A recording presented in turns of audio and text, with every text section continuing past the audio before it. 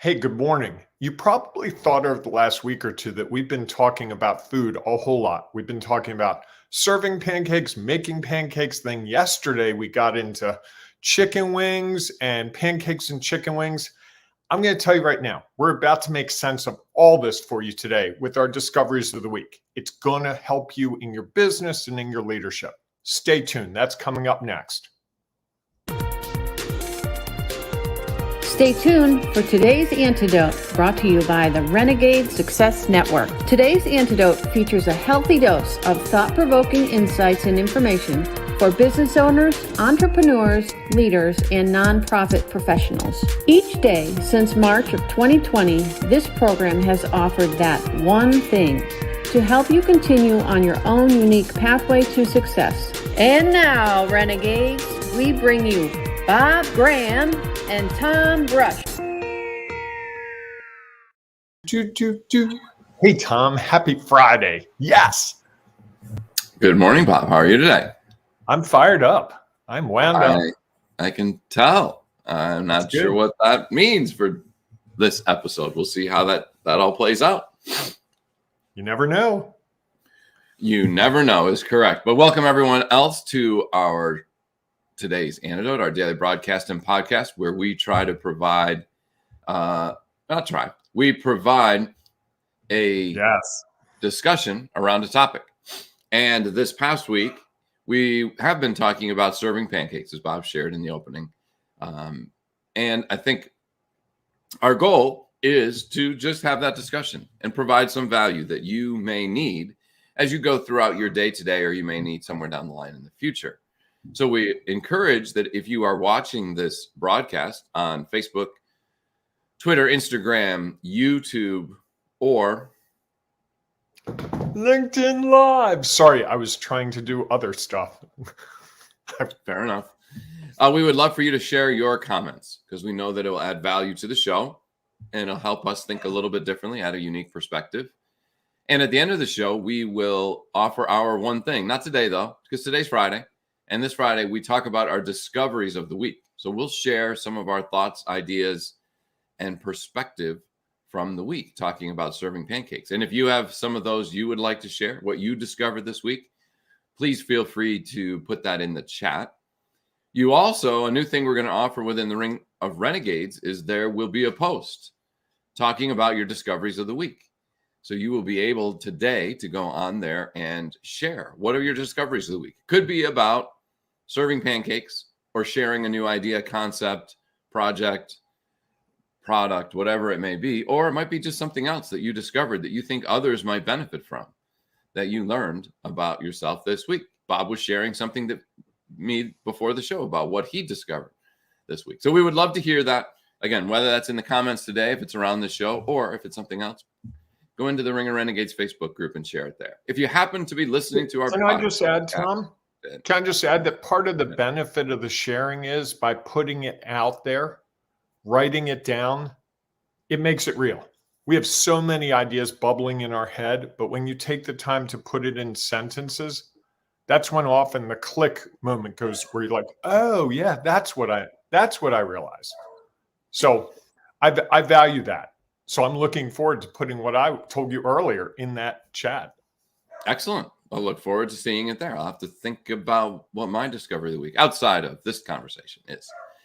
And if you happen to be listening to the podcast, whether at this moment or in the future, we know that you can't share your comments inside of there. And I'm sure that is frustrating. So we would ask you, though, to take the next best step and share it with a friend. Put it out there to say, hey, this is something that you might find of value.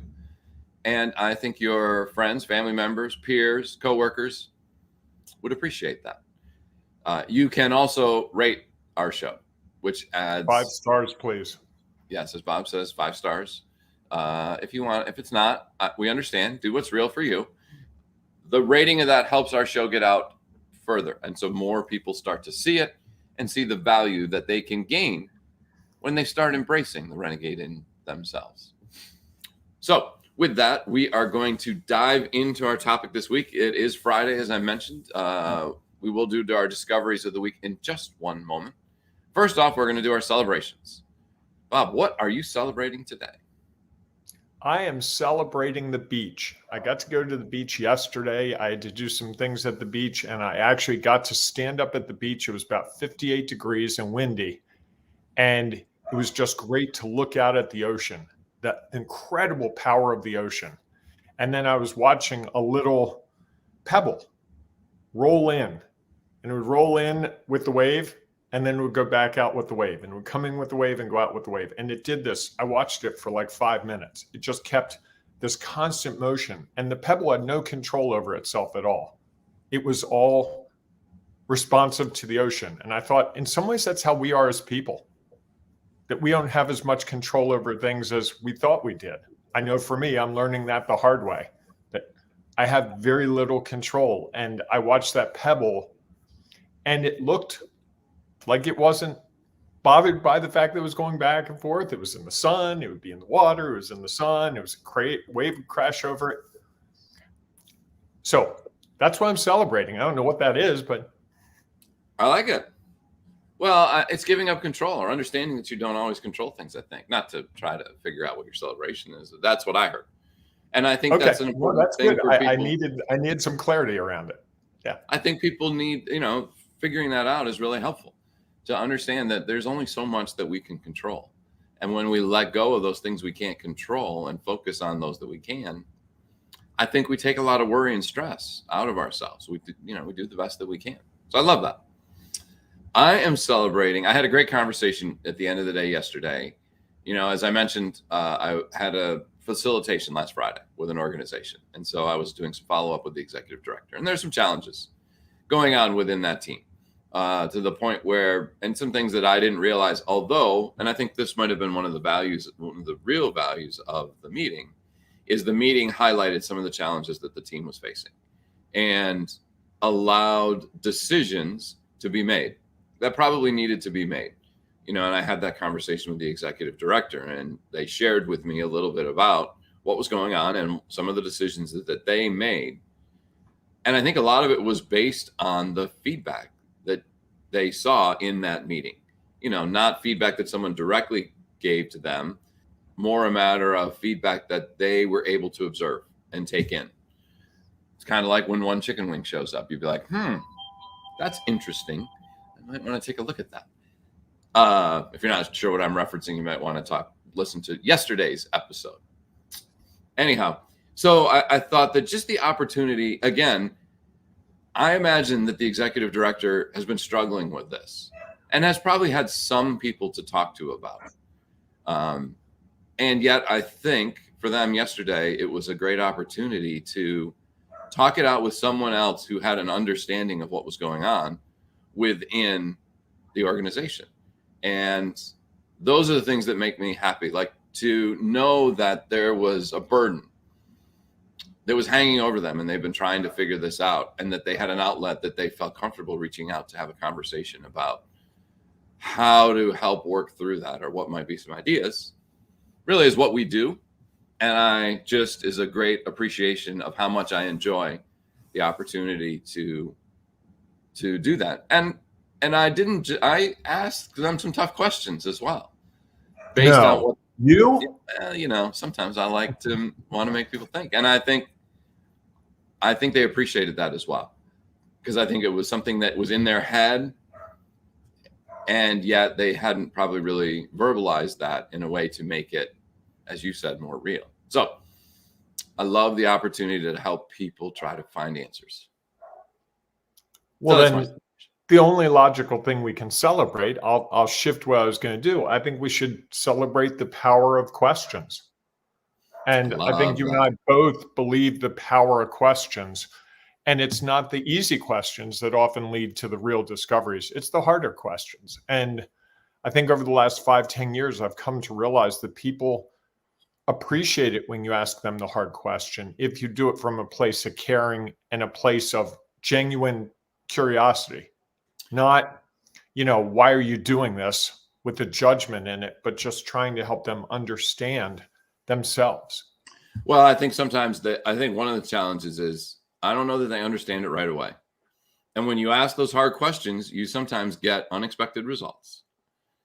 Like people slamming the phone down on you, leaving your Zoom call, getting angry at you. And I think, though, when they have time to let it settle in, they value and appreciate the fact that you push them to consider things that they didn't really want to consider themselves and they truly needed to consider. So I love that. I love that. All right. So let's move on. But before we move on to our topic, Danny writes in to says, "Morning, boys. Happy Friday. Happy Friday to I you." love when Danny's there with us. Makes me feel good about the morning. I like when we get people just hopping in to say good morning. I mean, as much as I enjoy having that conversation with you, it is nice when others share. No, I agree. I like the range of people and all that. So, Tom, we've been talking all week about serving pancakes as a metaphor for taking our idea, our product or service out into the world.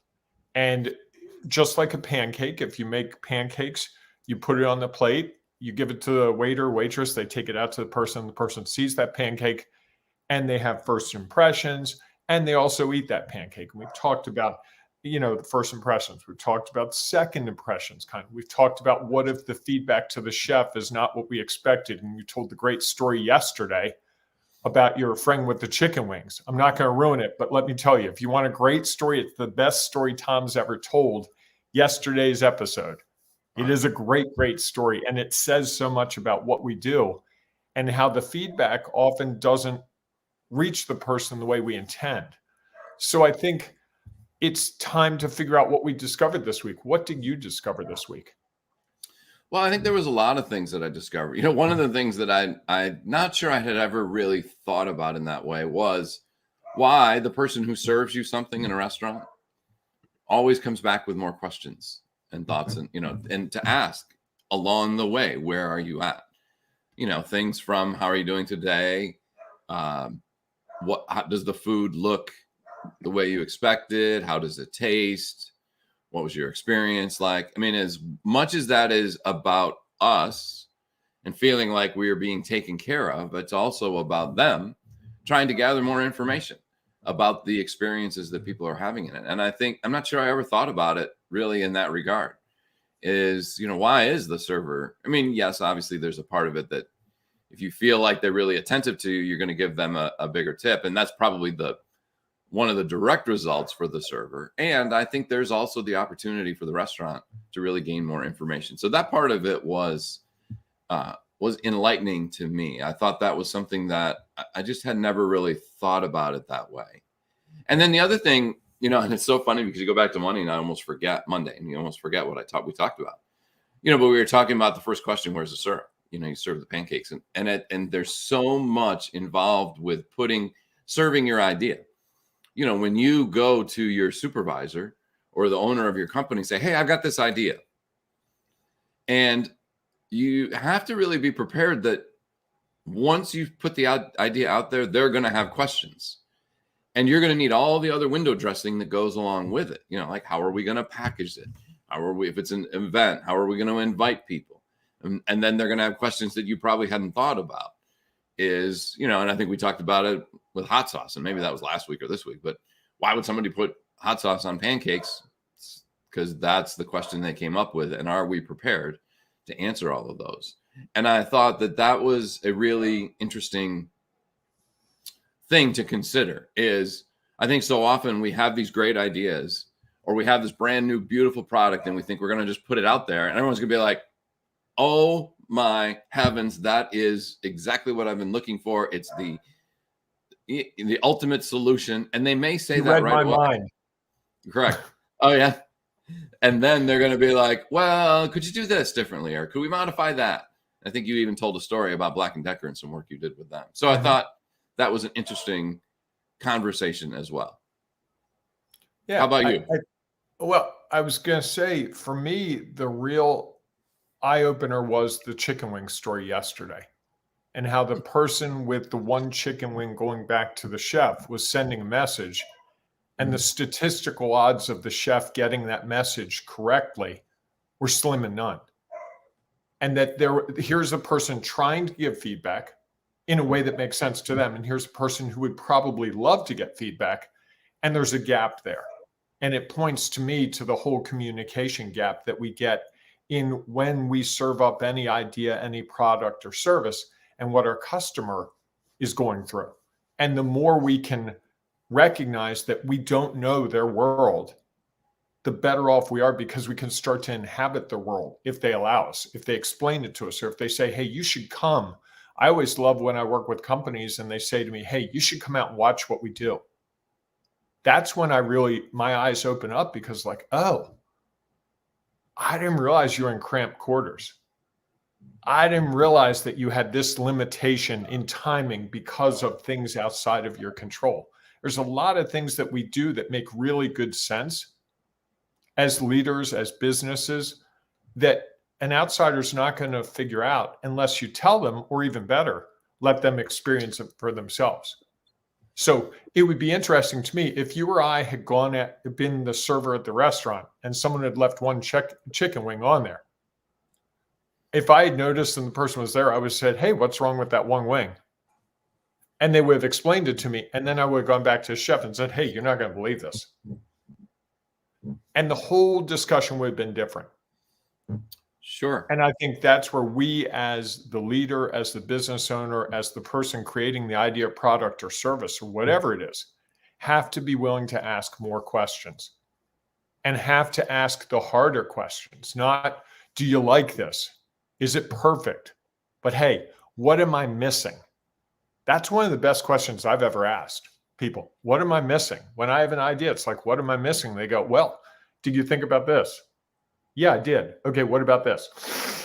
Yeah, not so much. And that's the key. And I think that's where we, as people interested as renegades, we have to recognize that we don't know all the answers for the people we're trying to serve. We just don't. And I think that's one of the things that 20 years ago, when I was in my 30s, I thought I had to have all the answers. I really did. I thought that was the key. If I was going to move into a management role, I had to have all the answers. I can tell you now, I rarely have the answers. What I have is a great ability to ask the questions that lead to the discovery of the answers. Sure. And I think that, I love that. I think that there's so much in that is powerful. And to take it a step further, I think oftentimes because of the way we were set up and organized, we miss opportunities to ask those questions.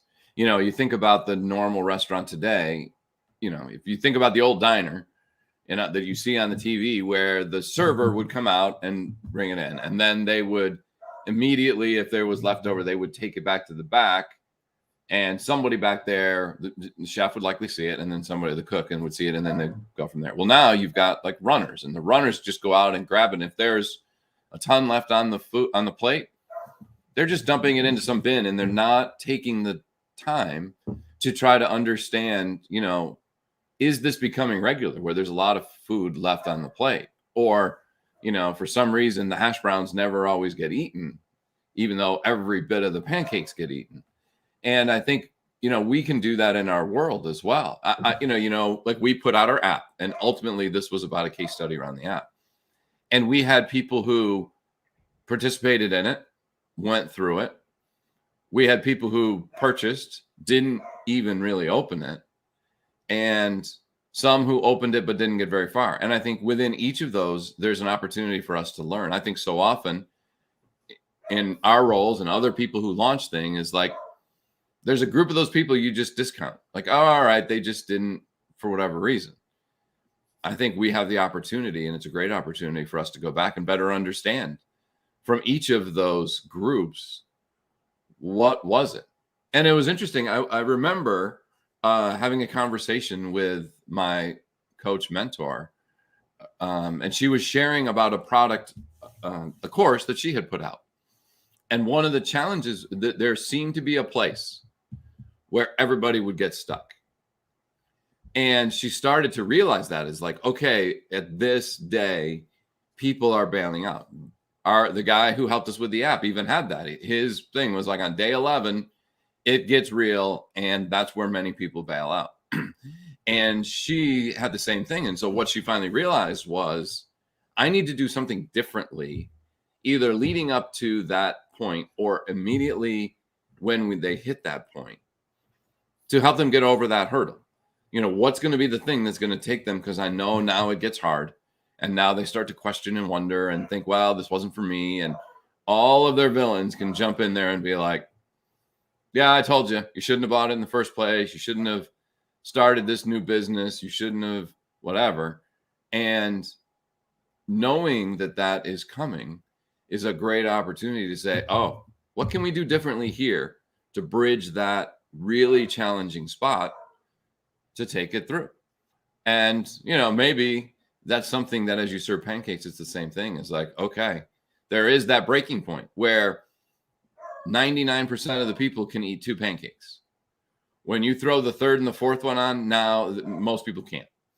So what do? We start serving them 2 at a time, especially those places that have unlimited, if you're bringing out 4 and they only eat 1 because they've already eaten 8, you're wasting a lot of product. And people are probably feeling frustrated when they left. Well, I couldn't finish it all. Or like, wow, that's a real waste of food. If you take that and say, all right, if we serve it 2 at a time, that cuts down our costs. It cuts down their getting filled too fast and wasting food. So I think that there's those points that we can identify when we look at all of those groups and all of the feedback to figure out how to move forward. So I think that's my discovery of the week. Okay. As you were talking, I was thinking about years ago, I lived in a small community and I didn't cook very much. And I would go to this diner almost every night for dinner. And the woman that waited on me was also the chef. And so she got to know me, and she got to know that I like the gravy on my mashed potatoes, but not on my meat. And there were a couple of days where I was just really stressed. I'd go in there and I'd start to eat, and then I wouldn't eat very much. And she would immediately stop everything. Is there something wrong with the food? No, ma'am. It's just been a really crazy day. And she wanted feedback. The feedback to her was, if you ate the whole plate, it was good. If you didn't, she wanted to know. If I didn't have room for apple pie afterwards, she'd be like, did I put too much potato on the plate for you? I'm sorry, you just need to gain some weight. And I thought it'd be, and we had this very good dialogue back and forth. And over the course of a couple of weeks, I got to a place where I would walk in and she'd say, you're looking like you want meatloaf tonight. I'd be like, how'd you know? And then, hey, I got beef stew that's really hearty. You'll love that. And let me get you a biscuit. And she knew what I wanted because I had given her that feedback. And I think as I think of some of the best dining I've ever had in my life, it was there because it was customized to my wants and needs as much as humanly possible.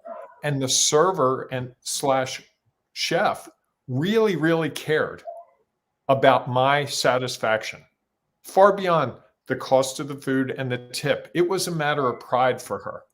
And I took someone in there one time with me, and she said, will they have what you have? And I said, I doubt it. And she started to ask that person, well, Bob likes this, this, and this. What do you like? And she custom prepared 2 meals at a diner because she wanted that satisfaction for that person to walk away and say, that was a great meal. And that was her question at the end. Was the value greater than the cost? And we were like, absolutely. Yeah, and I think that's the piece of it, right? Is that the more you get that feedback, the more you can start to not only take care of newer customers, but also to take those ones that were new and make them long-term. Like, if you were in that area, would you go back to that diner if it still exists? Every time I'm in that area, I've gone there. Yeah. The so woman's you build a long lifelong gone. loyal person. The woman's long gone. Unfortunately, she died, but they still carry it on the same way. Yeah. And when I go in there and say, I used to come in here every night and this woman served me, they'd be like, well, what do you want? Not here's the menu, but what do you want? Yeah. Because they know they're weird. Yeah, absolutely. It's a great way to get to know your clients and customers, team members, even more effectively, which allows everyone to get the value that they are looking for. So wraps up a great week talking about serving pancakes. And I think chicken wings and diners and meatloaf. It's making me hungry. This has become more of a food show. Next week, we're going to try to go all week without talking about food. That's our And goal. at the moment, while I'm trying to eat a little healthier, none of those are on my plan, which I love all of those. So that's some challenging days ahead for me. So I'll be happy when we stop talking about pancakes. And next week, some big things coming up. So you're going to want to make sure you tune in next week, because one of the challenges of getting a lot of feedback is you have to make choices. So we're going to talk a little bit next week about making choices. We look forward to your participation in those conversations next week. So if you have discovered something, please go to the Facebook group and share it with the group, because we know that not only will it be good, as Bob said, for you to put it out there and make it real, it will also help likely someone else who was like, yeah, I hadn't been able to figure that out. That's exactly what I was thinking about. And that's one of the ways that you can help our community continue to find its next step along their own unique pathway to success. So we hope we see you inside the Ring of Renegades Facebook group. The other way that you could really connect and engage with us, if you'd like, as we mentioned, this last 2 weeks have really been a case study or some follow-up from a case study of the launching of our app, the Renegade Success Network, that you can download. You forgot. I keep forgetting that you do that, because maybe that means that I have not shared it enough, promoted Try it again. enough. Say it again, and let's get this right.